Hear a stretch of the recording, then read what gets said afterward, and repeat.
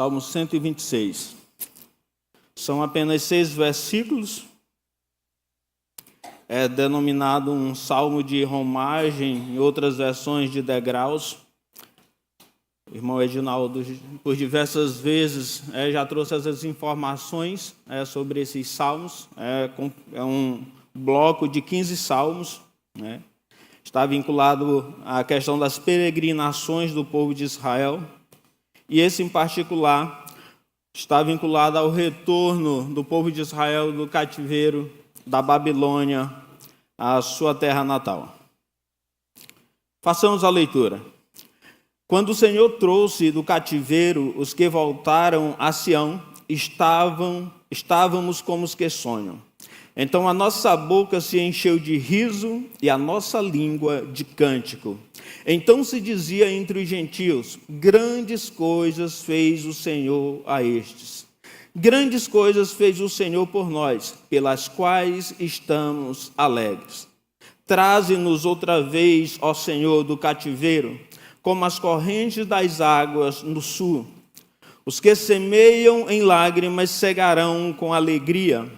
Aqueles que levam a preciosa semente, andando e chorando, voltará sem dúvida com alegria, trazendo consigo os seus molhos.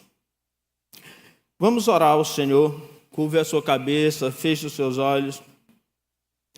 Pai, nós te agradecemos, Senhor, por tua palavra. Abra o nosso entendimento, Senhor, para compreendermos, Senhor, a mesma, Pai. Que sejamos restaurados, Senhor, pela tua palavra, que sejamos transformados, que sejamos consolados, ó Deus Todo-Poderoso. Nos ajuda, Pai. Te peço, Senhor, por cada pessoa neste lugar, por cada irmão, cada irmã.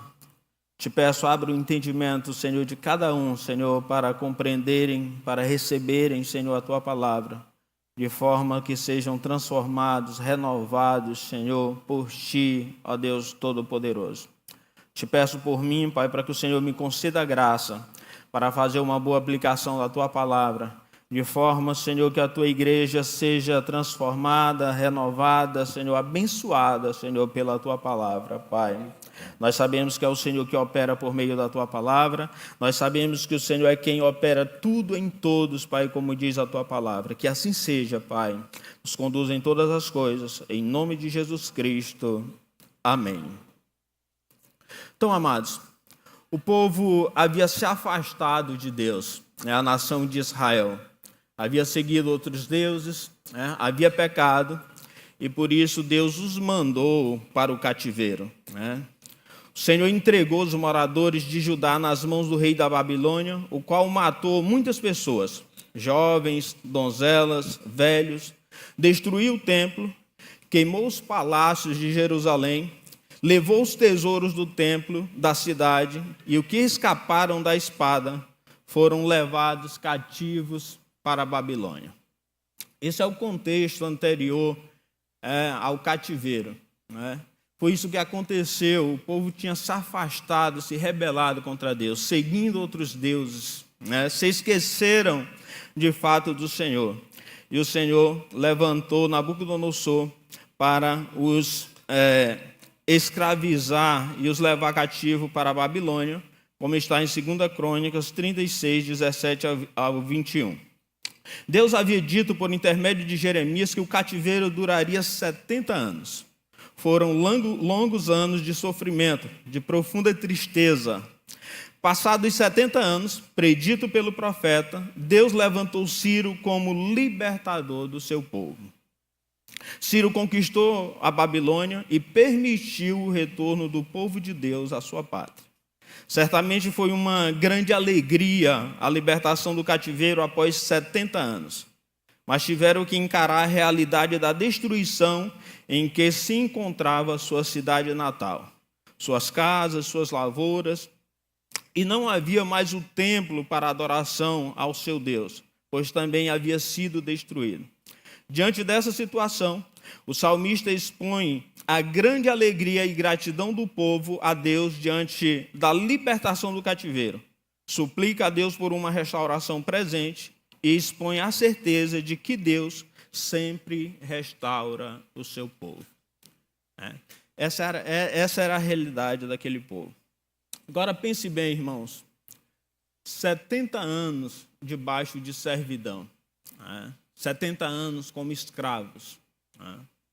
E Deus demonstra na história das Escrituras que Deus opera maravilhas em favor do seu povo, que Deus restaura, que Deus consola, que Deus liberta o seu povo. Nós vemos isso quando Deus libertou o povo do cativeiro no Egito, Depois de 400 anos de servidão, Deus vai lá e tira o povo com mão forte e poderosa. Deus opera maravilhas ali no Egito, milagres extraordinários por meio das pragas. E agora nós vemos Deus libertar um povo do cativeiro babilônico. Dessa vez, Deus usa outro rei, Ciro, como libertador para o seu povo. O salmo pode ser dividido em 3 partes. Primeiro, o salmista fala da grande alegria e gratidão pela restauração do cativeiro. Não poderia ser diferente. 70 anos de escravidão é muito tempo. 70 anos no cativeiro é muito tempo. Então, não poderia ser diferente. É justo pensar que se houvesse essa grande alegria por parte daqueles que foram libertos. Segundo, o salmista suplica por uma restauração plena. E terceiro, o salmista fala da certeza da restauração de Deus sobre aqueles que perseveram, ainda que com lágrimas e ainda que chorando. E essa é a nossa história, amados. Essa foi a história do povo de Israel. E essa também é a nossa história, diante das nossas lutas, dos nossos sofrimentos, das nossas dificuldades. Nós continuamos seguindo a nossa caminhada, a nossa jornada, diante de muitas lutas, chorando, com lágrimas, mas sempre confiante no socorro, no consolo e na restauração de Deus sobre as nossas vidas. Nós não podemos perder isso de foco. A restauração e seus resultados, podemos ver isso nos versículos 1 ao versículo 3. Versículo 1, parte A, diz: quando o Senhor trouxe do cativeiro os que voltaram a Sião. Havia de fato um cativeiro na vida daquele povo. O mais provável é que seja um cativeiro referente ao cativeiro babilônico, o qual durou 70 anos, como Jeremias havia profetizado, como está em Jeremias 25, 1 a 14. Foi um período de sofrimento intenso para o povo de Deus. Por conta da fome, mães se alimentaram dos próprios filhos. Você consegue pensar nisso? Diante do cerco babilônico, diante daquela situação, o sofrimento era tão grande, a fome era tão grande, que a Bíblia diz que mães se alimentaram dos seus próprios filhos diante daquela realidade. Então, para você ter uma ideia do que estava acontecendo ali naquele período. O sofrimento era tão grande que Jeremias chegou a dizer que aqueles que foram mortos foram mais felizes do que aqueles que viveram. Durante a investida de Nabucodonosor contra Jerusalém, Jeremias diz que aqueles que morreram pela espada foram mais felizes do que aqueles que permaneceram vivos, diante do sofrimento que eles foram submetidos. Para você ver a situação que aquele povo enfrentou naquela época. Isso nós podemos ver em Lamentações, capítulo 4, versículo 9 e versículo 10. Contudo, irmãos, Deus nunca abandona os seus filhos. Passados 70 anos de cativeiro, predito por Deus, Deus levanta Ciro como libertador do seu povo. Ciro conquista a Babilônia e decreta a libertação dos israelitas e os permite voltar à sua pátria. Você consegue perceber, irmãos, o quanto era importante a terra de Israel para os israelitas? Uma promessa feita por Deus a Abraão, lá em Gênesis capítulo 12, de que o povo herdaria aquela terra. Mas por causa do seu pecado, o povo foi arrancado da sua herança que Deus lhes tinha dado e os colocou debaixo da servidão dos babilônicos. Agora pense só na tristeza dos israelitas, principalmente naqueles em quem havia o temor de Deus. em estar afastado do lugar da adoração ao seu Deus, porque a adoração para os israelitas em Israel, no templo, era algo muito significativo. É tanto que Daniel, quando estava na Babilônia, quando houve um decreto de que durante 30 dias ninguém deveria fazer nenhuma petição a nenhum Deus, a nenhuma pessoa, a não ser ao próprio rei, Daniel, mesmo assim, continuou fazendo as suas orações 3 vezes por dia, como era de costume. E com as janelas que ficavam na direção de Jerusalém abertas. Para você ver o quanto isso era importante para os israelitas. Mesmo diante da morte, como de fato Daniel foi condenado a ser lançado na cova dos leões por causa disso, mesmo assim Daniel continuou fazendo as suas orações regularmente e com as janelas abertas. Já falei outras vezes em relação a isso, que eu digo, talvez se fosse eu, fechava pelo menos as janelas, Mas Daniel não. Daniel continuou fazendo aquilo que era de costume por causa daquilo que Jerusalém e que o templo representava para eles. Então, amados, de fato não era fácil para os israelitas ficarem afastados da sua pátria e do lugar da adoração ao seu Deus. Você consegue pensar em outro povo que foi restaurado por Deus? Já voltando aqui para a aplicação desse texto. Você consegue pensar em outro povo, além de Israel, além do cativeiro do Egito, além do cativeiro babilônico, que foi restaurado, que recebeu essa libertação do cativeiro? Basta nós olharmos para nós. Você vai olhar esse povo. Basta você olhar para a igreja,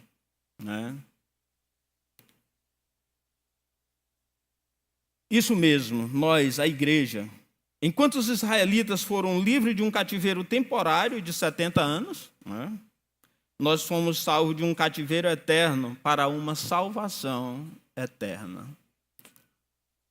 Se os judeus, se os israelitas se alegravam por causa dessa libertação temporária, de um cativeiro temporário, muito mais devemos nos alegrarmos nessa libertação que Deus operou nas nossas vidas por meio de Cristo, como seu povo, como a sua igreja.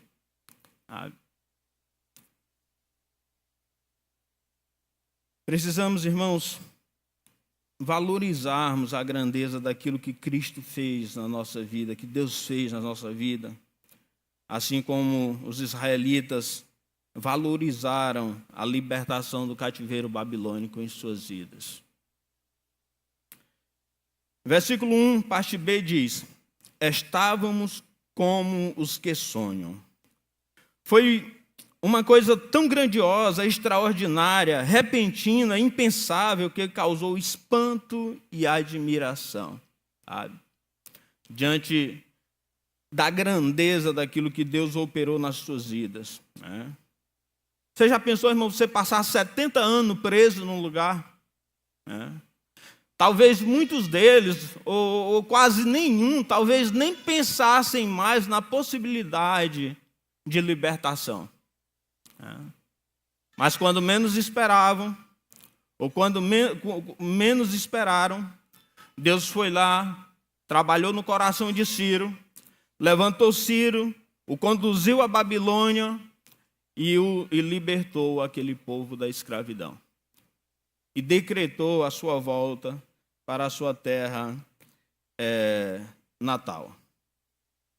Semelhante quando tem algo que você quer que muito aconteça, contudo não vemos nenhuma possibilidade daquilo acontecer, sabe?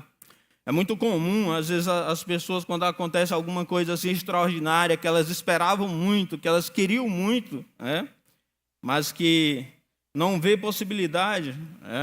Às vezes as pessoas até brincam, olha, me dá um beliscão aí para ver se realmente eu não estou sonhando, para ver se isso é real.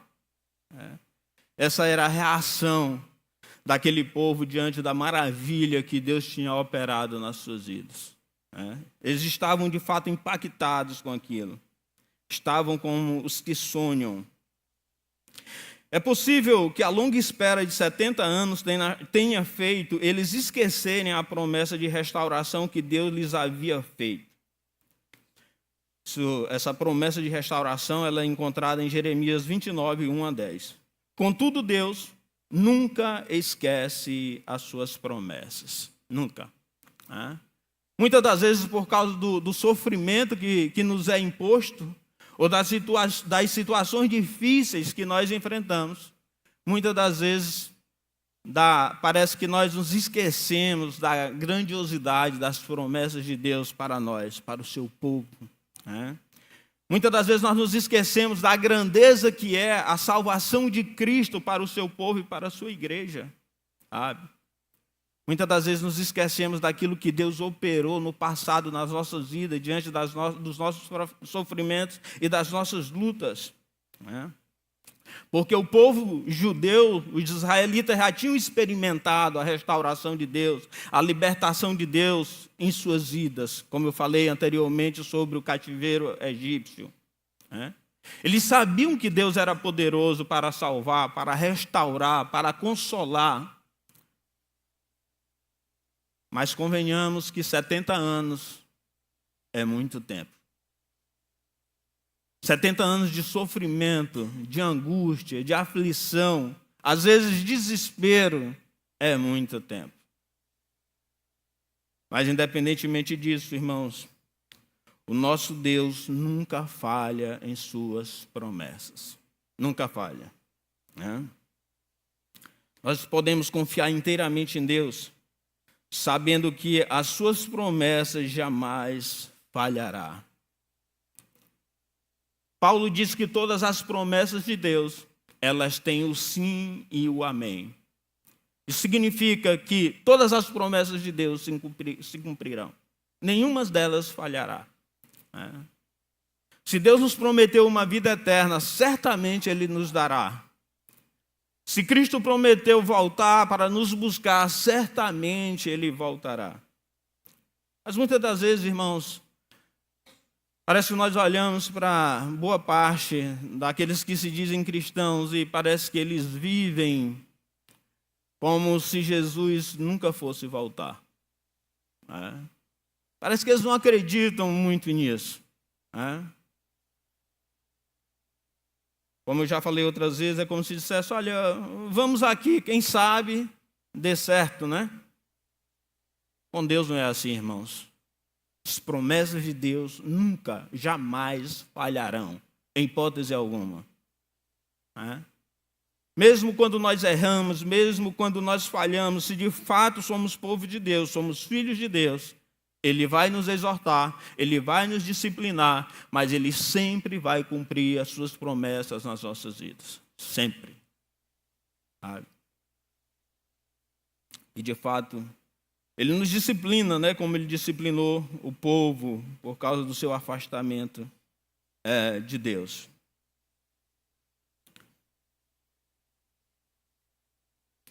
Você percebe, irmãos, a grandeza da obra de Cristo sobre o seu povo, sobre a sua igreja.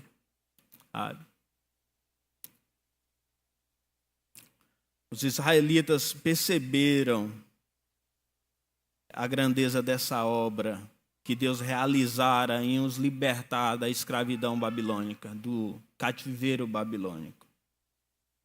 E nós, como igreja, de fato, nós percebemos a obra que Cristo tem realizado em nós. O nosso coração realmente está firme nisso. Porque senão, amados, como eu falei anteriormente, não há convicção em nós. É apenas uma tentativa no escuro que nós estamos fazendo.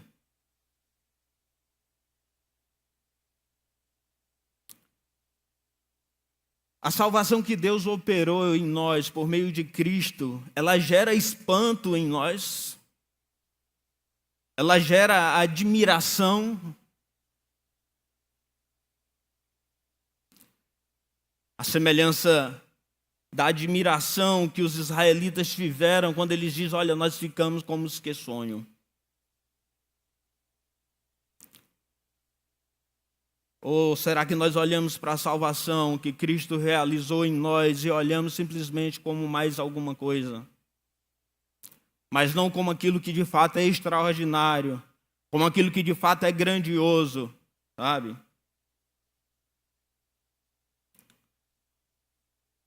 Quando as Escrituras falam dessa salvação que Deus operou em nós por meio de Cristo, ou em Cristo, a Bíblia diz que é uma poderosa salvação. Não é algo pequeno, sabe? É algo grandioso, algo extraordinário, algo que de fato deve nos causar espanto.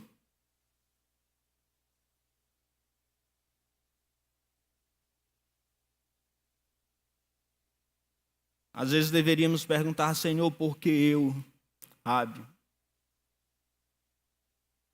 Sei que às vezes nós temos a tendência, né, de achar que sempre os outros são piores do que nós, né? Às vezes nós até pensamos: Senhor, eu entendo porque o Senhor me escolheu, é porque eu não sou tão ruim assim, né? Não sei se eu já falei isso aqui. Outro dia eu estava vendo um vídeo do pastor Heber Campos Júnior, né? Ele estava falando sobre essa questão de você querer consolar as pessoas que são feias fisicamente, né? E dizer: olha, irmão, você pode até ser feio fisicamente, mas você é lindo por dentro, né? Você tem uma beleza interior, né? E Heber Campos Júnior diz: não, meu irmão, né? Se você olhar para dentro de você, lá dentro é pior do que fora. É muito pior, sabe? E é isso, irmãos. E é por isso que nós precisamos de Cristo, é por isso que nós devemos nos espantar diante dessa oferta, dessa salvação para nós, sabe? Deve nos causar espanto de fato.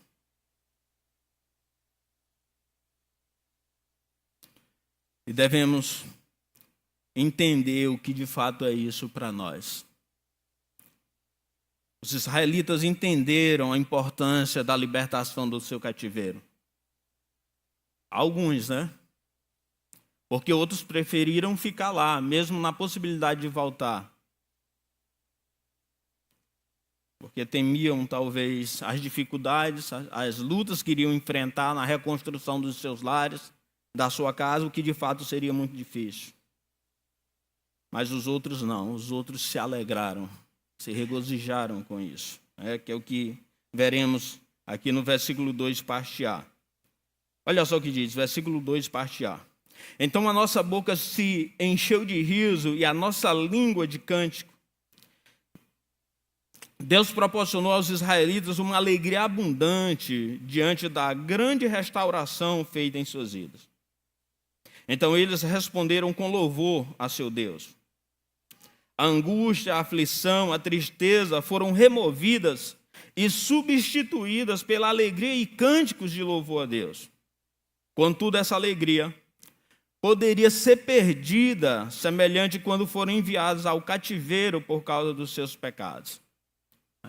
Mas por que, irmão, que essa alegria poderia ser perdida? Porque inicialmente eles foram para o cativeiro por causa dos seus pecados. Deus estava restabelecendo eles de volta à terra, mas se eles continuassem se rebelando contra Deus, ou se voltassem a se rebelar contra Deus, eles poderiam novamente ser submetidos a outro cativeiro, por causa dos seus pecados, das suas falhas.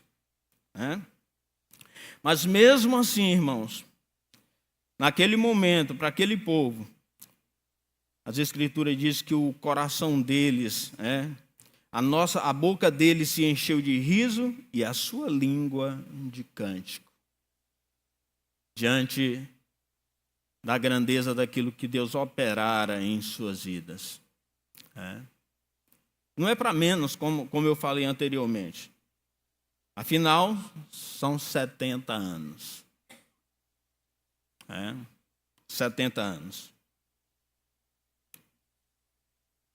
Eu estava falando outro dia que há muito tempo atrás eu fiz uma cirurgia de hérnia, né? E eu passei 2 dias apenas no hospital. Diferente do pastor Clóvis, né, que passou bem mais do que isso. Né? E para mim foi os 2 piores dias da minha vida. Porque você se sente preso, sem poder sair, sem poder se movimentar, sabe? E foi uma cirurgia simples. Apenas 2 dias que eu precisei ficar de repouso. Né? Agora imagine você ficar 70 anos debaixo de um cativeiro, debaixo de uma escravidão. Né? O que isso representava de fato para aquele povo? Como estava o coração daquele povo? Né? Como estavam as suas emoções, os seus sentimentos? Sabe? Quanta aflição aquele povo passou, quanta angústia. Sabe? Mas Deus vem, restaura, liberta o seu povo, os permite voltar para a sua terra natal. Então a sua boca se encheu de riso, né? A sua língua de cântico, né? Por causa daquilo que Deus operou em suas vidas. E Deus faz isso, irmãos, para com o seu povo. Deus de fato transforma, restaura, sabe? Então, se os israelitas se alegraram e cantaram louvores a Deus diante da grande restauração operada em suas vidas, ainda que de natureza temporária, como eu falei anteriormente, não devemos nós, diante de uma restauração eterna, muito mais nos alegrarmos e cantarmos louvores ao nosso grande Deus. Sabe? Como tem estado o nosso coração, irmãos, em relação a Deus? Paulo diz, olha, regozijai-vos sempre no Senhor. Outra vez vos digo, regozijai-vos. Eu sei, irmãos, que muitos de nós passam por muitas dificuldades, muitas lutas, às vezes emocionais, às vezes depressão, ansiedade e tudo mais. Mas devemos nos esforçar para ter em foco a grandeza daquilo que Deus operou em nós, o seu povo, a sua igreja. Isso deve ser motivo de alegria, de gozo, sabe, para nós. O nosso coração realmente deve estar cheio de alegria. Sabe? Os israelitas se alegraram grandemente, a sua boca se encheu de riso, e a sua boca de cântico, a sua língua de cântico, porque alcançaram o socorro do Senhor, porque foram consolados por Deus. Da mesma forma, irmãos, somos nós. A Bíblia diz que nós estávamos mortos. Né? Nós não estávamos só presos num cativeiro físico. A Bíblia diz que nós estávamos mortos espiritualmente em nossos delitos e pecados. Mas Deus nos deu vida em Cristo. Como não nos alegrarmos diante disso, amados? Como não compreendermos a grandeza que é essa obra que de fato Deus realizou nas nossas vidas? Pedro diz que diante da restauração recebida, se referindo à nova vida em Cristo, Pedro diz que devemos exultar com alegria indizível e cheia de glória. Quando Pedro fala acerca da regeneração, do novo nascimento, da nova vida que Deus opera em seu povo, como está em 1 Pedro, capítulo 1, do versículo 1 ao 9, Pedro diz que essa alegria é tão grande, é tão abundante, é tão profunda, que ela é indizível, ela é inexplicável diante daquilo que Deus opera sobre o seu povo. E é isso que nós devemos buscar, irmãos. Essa deve ser a nossa reação, a nossa resposta em relação à grandeza daquilo que Deus tem feito em nós, o seu povo, a sua igreja.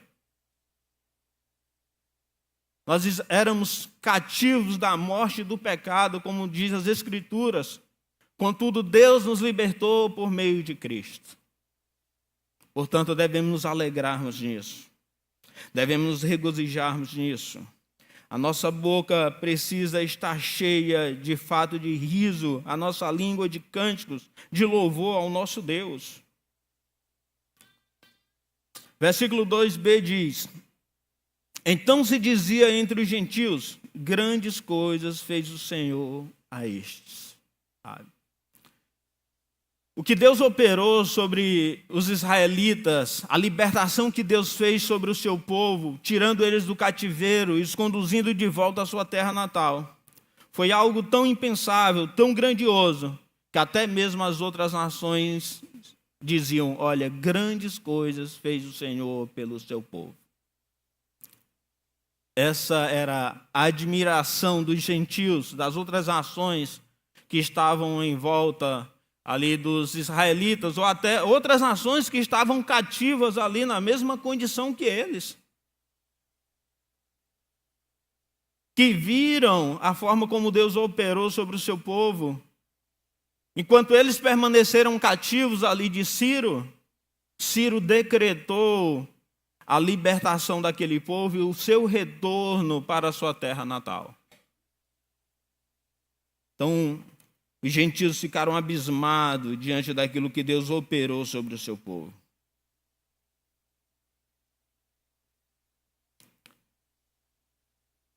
E a nossa vida, irmãos, também de semelhante forma, deve servir para refletir as maravilhas de Deus, a grandeza de Deus, sabe? Assim como os israelitas serviram para que o poder de Deus fosse manifestado e que outras nações contemplassem a grandeza do Deus de Israel. Da mesma forma, devemos ser nós também em relação a sermos o povo de Deus, a igreja de Cristo. Né? O próprio Jesus, ele diz que nós devemos praticar as boas obras para que os homens vejam as nossas boas obras e assim glorifiquem o Pai que está nos céus. A nossa vida deve ser motivo de glória a Deus, de exaltação a Deus, sabe? Nós não podemos acrescentar nada à glória essencial de Deus. Deus é perfeito em si mesmo. Mas a glória de Deus, ela pode ser conhecida em maior número pelas pessoas, em relação à sua glória declarativa. E é aí que nós nos encaixamos nisso. Devemos servir como testemunho para os outros povos. Versículo 3 diz: grandes coisas fez o Senhor por nós, pelas quais estamos alegres. Né? Nós vimos anteriormente que as outras nações declararam o poder de Deus sobre o seu povo, as maravilhas que Deus operou em favor do seu povo. E agora, nós vemos a declaração do próprio salmista em reconhecer aquilo que Deus operou sobre eles, aquilo que Deus fez sobre eles. Né?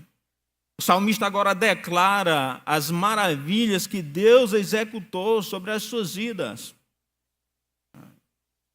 E muitas das vezes, irmãos, Deus opera as coisas grandiosas em nossas vidas. Deus nos conduz. E às vezes não temos a preocupação de falarmos sobre isso, ou de proclamarmos isso, de falar com as pessoas o quanto Deus tem sido maravilhoso para conosco, sabe? O quanto Deus tem nos consolado, o quanto Deus tem nos restaurado, o quanto Deus tem nos confortado. Muitas das vezes, simplesmente, a nossa vida simplesmente se resume, muitas das vezes, nisso aqui. Nós tiramos um dia para vir à igreja, chegamos aqui, nos sentamos, no final do culto nos levantamos, vamos embora. A nossa semana continua do mesmo jeito e a nossa vida se resume nisso. Não há uma compreensão de como Deus tem sido gracioso, maravilhoso nas nossas vidas. Né? E não temos o interesse de passar isso para as pessoas. O salmista não. O salmista ele faz questão de declarar: grandes coisas fez o Senhor por nós, pelas quais estamos alegres. Além do salmista declarar, o seu reconhecimento de como Deus operara em suas vidas, ele também declara a alegria deles diante daquilo que Deus fez. Como eu falei anteriormente, é justo que nos alegremos naquilo que Deus tem feito por nós. É justo que tenhamos uma compreensão, irmão, uma clareza em relação àquilo que de fato Deus fez por nós.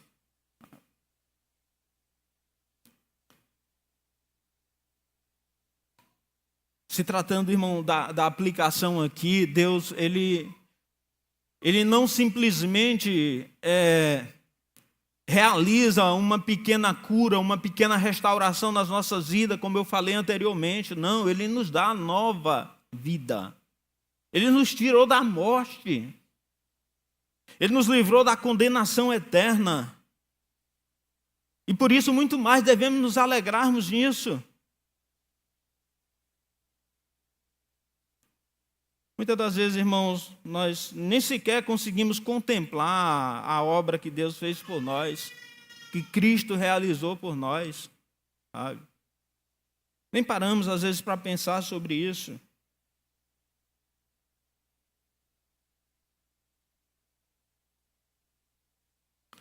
Ainda que os sofrimentos, irmãos, não venham cessar enquanto vivemos nesse mundo, ainda assim devemos nos alegrar diante da eterna consolação que Deus nos tem dado em Cristo nosso Senhor. Sabe?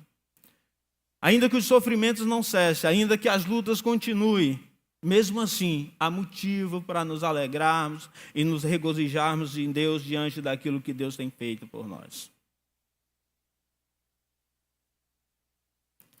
Os israelitas, eles tinham sido libertos do cativeiro, mas eles ainda tinham grandes dificuldades ainda pela frente. Eles passaram 70 anos longe da sua cidade. Você consegue pensar, você morar num lugar, alguém chegar, destruir a sua casa, destruir as suas plantações, destruir toda a sua cidade, queimar de fato, né? E depois de 70 anos você volta para aquele lugar, para recomeçar do zero.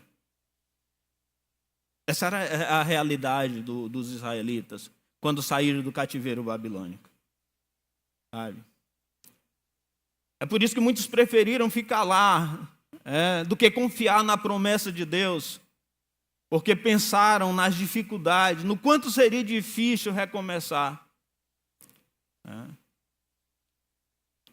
Mas nós, irmãos, devemos confiar que Deus sempre está conosco, independentemente das adversidades, das dificuldades. 2 Tessalonicenses 2,16, Paulo diz que Deus, ele nos consola com uma consolação eterna, sabe? Não é uma consolação temporária, passageira, sabe? É uma consolação eterna, amados. Essa consolação nunca terá fim. Mesmo diante das nossas dúvidas, das nossas dificuldades aqui, mas chegará um dia que ainda que as lutas não cessem nesse mundo, mas quando formos chamados à eternidade com Deus, a Bíblia diz que lá não terá nenhuma angústia, nenhum choro, nenhuma lágrima. Essa é a realidade que nós somos chamados.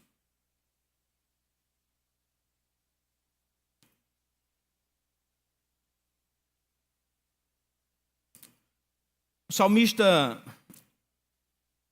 ele suplica por uma restauração plena, como podemos ver no versículo 4.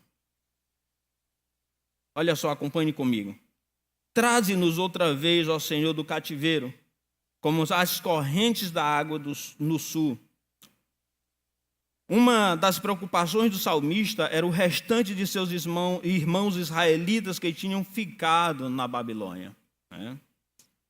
Embora livres, mas talvez por uma questão de conforto, sem querer começar tudo do zero, ou com medo, escolheram ficar. Outra possível preocupação é que, embora livres do cativeiro babilônico, ainda existiam muitas dificuldades a serem vencidas, principalmente em relação à reconstrução de Jerusalém, do templo e de suas casas que estavam em ruínas. Então não era de fato uma tarefa fácil. Diante dessa realidade, o salmista clama por uma restauração plena e pede para que faça com eles como as torrentes das águas do sul, uma região chamada Negueb. O Negueb é uma região desértica que ocupa 60% do sul de Israel, que no verão sofre drasticamente com a escassez de água, visto que neste período os seus muitos rios secam, dificultando assim a vida nessa região, tanto das pessoas como dos animais e a própria vegetação. Boa parte dos moradores dessa região são seminômades. Contudo, no inverno, diante das chuvas, os rios se enchem repentinamente. A vegetação é renovada, trazendo vida e restauração àquela região, principalmente aos seus moradores, proporcionando alegria, conforto e prosperidade. Então, o salmista olha para a situação pós-exílio, Israel em ruínas, casas e plantações destruídas, né? Então, o salmista ora para que Deus restaure suas vidas, assim como ele renova aquele deserto seco e sem vida de forma repentina. É isso que o salmista buscou em Deus quando ele fez essa oração, né? Quando ele diz, restaura-nos como as correntes do sul, né? No período sem chuva no Negueb, né? Aquele local, aqueles rios, aquela vegetação que antes tinha vida, que antes estavam cheios de água, quando as chuvas cessam, eles se secam drasticamente. A vegetação morre, não existe água, a não ser os poços que são cavados, né? E dificulta totalmente ali a vida das pessoas que ali habitam. Então o salmista, olhando para aquela situação de Israel pós-exílio, a ruína que havia na sua cidade, o caos que ali existia, a destruição, né? Ele pede para o Senhor, Senhor, assim como o Senhor renova aquela região, assim como o Senhor repentinamente envia água e rega aquela terra, a vegetação brota, restaura-nos novamente, né? Completa, Senhor, a tua obra nas nossas vidas.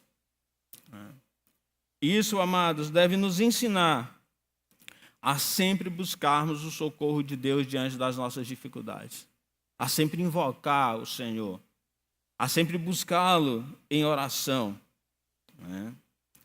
Deus, de fato, Ele é poderoso, né, para restaurar o seu povo.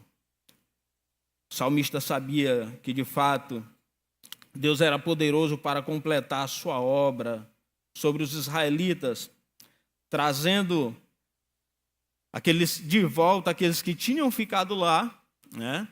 E também restaurar a sua estadia ali, os ajudar na restauração da sua cidade, das suas lavouras, das suas casas diante daquela situação difícil. A nossa realidade como igreja é um pouco semelhante quando os israelitas foram livres do cativeiro babilônico. Estavam livres, mas a sua cidade estava um caos. Nós, a igreja, fomos livres do cativeiro do pecado e da morte, mas enquanto vivemos neste mundo, enfrentamos situações de sofrimentos, dores, que poderão nos levar a grandes tristezas, ansiedade, angústia e até mesmo depressão. Contudo, Deus pode nos restaurar e nos transformar.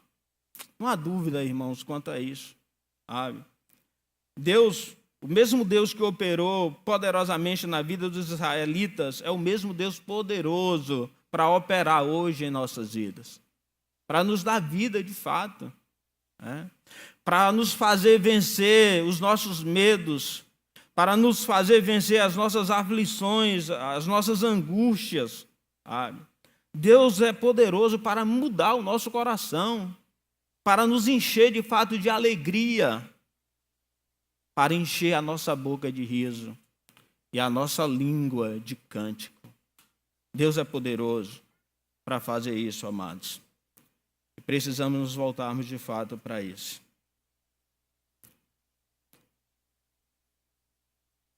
Versículo 3, o salmista fala da certeza da restauração de Deus sobre aqueles que perseveram, ainda que com lágrimas, ainda que chorando. Versículo 5 e 6 diz: os que semeiam em lágrimas cegarão com alegria.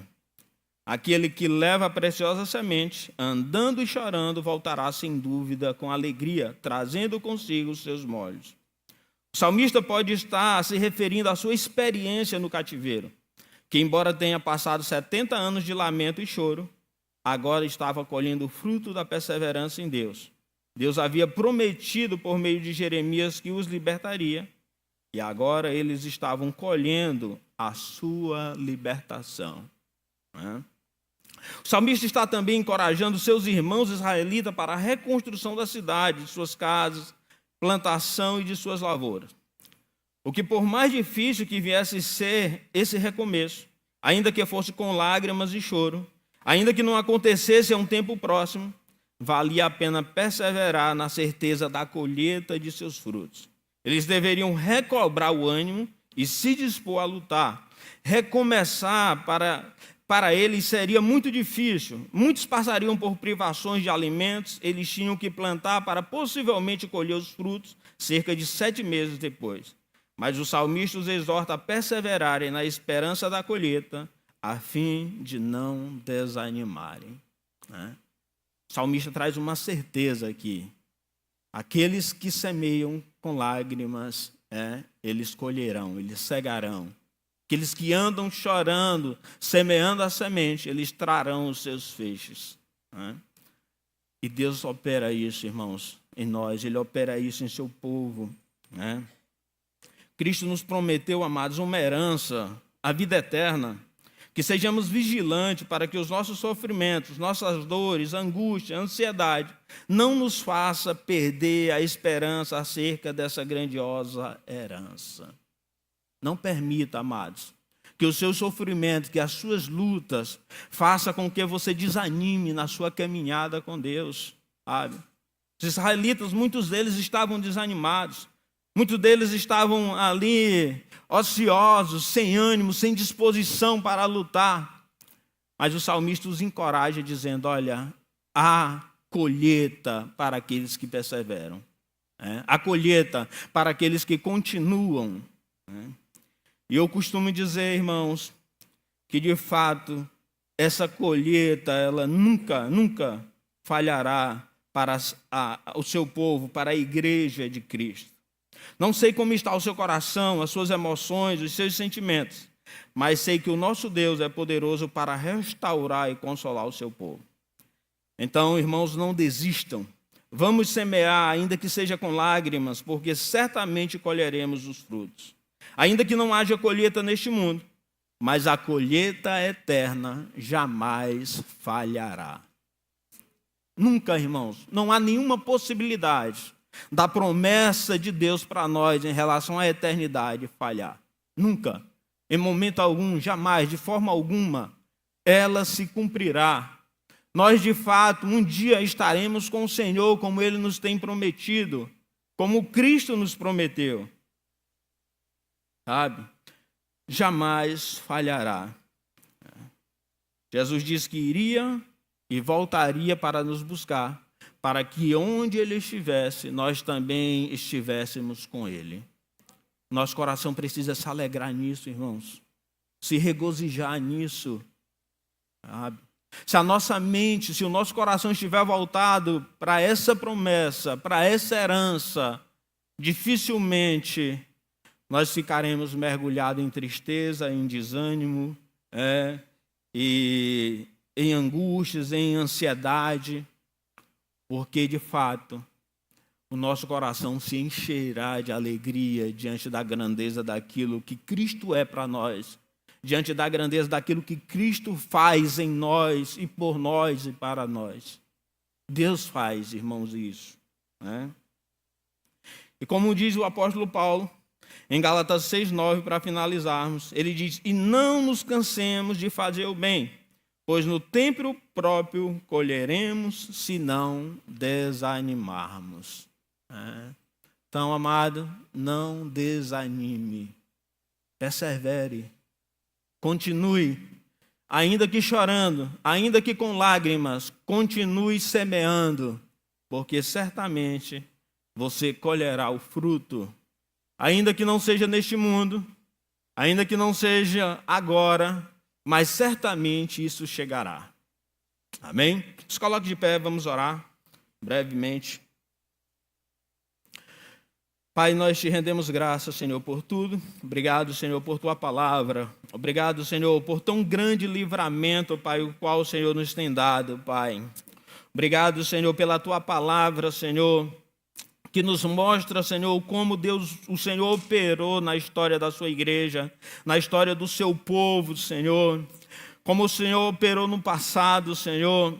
Nós podemos ver isso, Senhor, na libertação dos israelitas, Senhor, do Egito. Nós vimos isso hoje, Senhor, na libertação do cativeiro babilônico, Pai, da forma como Deus operou graciosamente, Senhor, sobre os israelitas, Pai, trazendo consolo, restauração, conforto, Pai. E nós sabemos que o Senhor não muda. Nós sabemos que o Senhor é o mesmo, Senhor, poderoso para operar hoje nas nossas vidas, para operar hoje sobre a tua igreja, sobre o teu povo, Pai. Te peço pela vida de cada irmão, cada irmã, Senhor, que está neste lugar. Eu te peço, Senhor, restaura, Senhor, a sorte, Senhor, do teu povo, Pai. Traga, Senhor, consolo, Senhor, sobre a tua igreja, Senhor. Nós te pedimos, Pai, que o Senhor remova, Senhor, a angústia, a aflição, a ansiedade, que o Senhor ajude eles a vencerem, Senhor, a depressão, Senhor, Deus Todo-Poderoso, e que o Senhor encha, Senhor, a sua boca, Senhor, de riso, que o Senhor encha, Senhor, as suas línguas, Senhor, de cânticos, ó Deus Todo-Poderoso, Pai. Que eles possam declarar: grandes coisas fez o Senhor por nós, e por isso estamos alegres, Pai. E nós possamos continuar a caminhar firmemente, sabendo que colheremos, Senhor, os frutos que o Senhor tem preparado para nós, principalmente no que diz respeito à eternidade. Senhor, obrigado, Deus, por tudo. Graças te damos em todas as coisas, em nome de Jesus Cristo. Amém. Graças a Deus.